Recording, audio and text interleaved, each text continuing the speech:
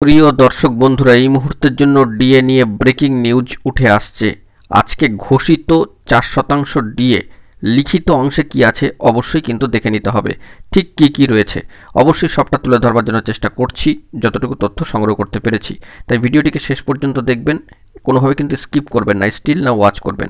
চ্যানেলটিকে সাবস্ক্রাইব করে সঙ্গে থাকবেন। চলুন কথাবার্তা না বাড়িয়ে মূল টপিকে ফোকাস করি।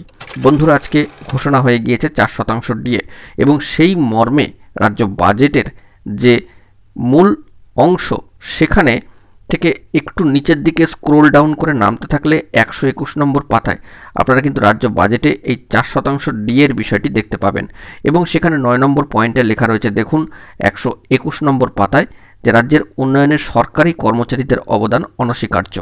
আমাদের সরকার সরকারি কর্মচারীদের প্রতি সবসময় সহানুভূতিশীল। আপনারা জানেন যে বিগত বামফ্রন্ট সরকার পঞ্চম বেতন কমিশনের সুপারিশের মাত্র 35% ডিএ দিয়েছিল। আমরা ক্ষমতায় আসার পর ধাপে ধাপে বাড়িয়ে 125% পর্যন্ত ডিএ দিয়েছিলাম।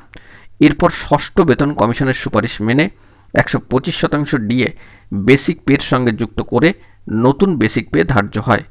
এই নতুন বেসিক পের উপর আমরা এখন পর্যন্ত 14% ডিএ দিয়েছি। আপনারা জেনে আনন্দিত হবেন যে সরকারি কর্মচারী, আধা সরকারি কর্মচারী, শিক্ষক অশিক্ষক কর্মচারী এবং পেনশনভোগীদের উপর মূল্য বৃদ্ধির বোঝা কিছুটা লাঘব করতে সরকার ডিএর হার আরও 4% বাড়িয়ে মোট 18% করার সিদ্ধান্ত নিয়েছে, যা কার্যকরী হবে 1 এপ্রিল 2025 থেকে।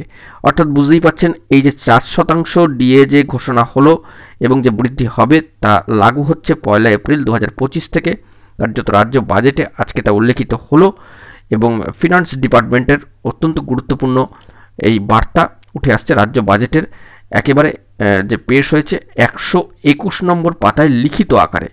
তো এটি কার্যকর হচ্ছে 1 এপ্রিল 2025 সাল থেকে। 4% হারে ডিএ বৃদ্ধি কার্যত 18% করার সিদ্ধান্ত। তো এখন এটুকুই, সকলে ভালো থাকবেন, চ্যানেলটিকে সাবস্ক্রাইব করে নিয়ে সঙ্গে থাকবেন। ধন্যবাদ।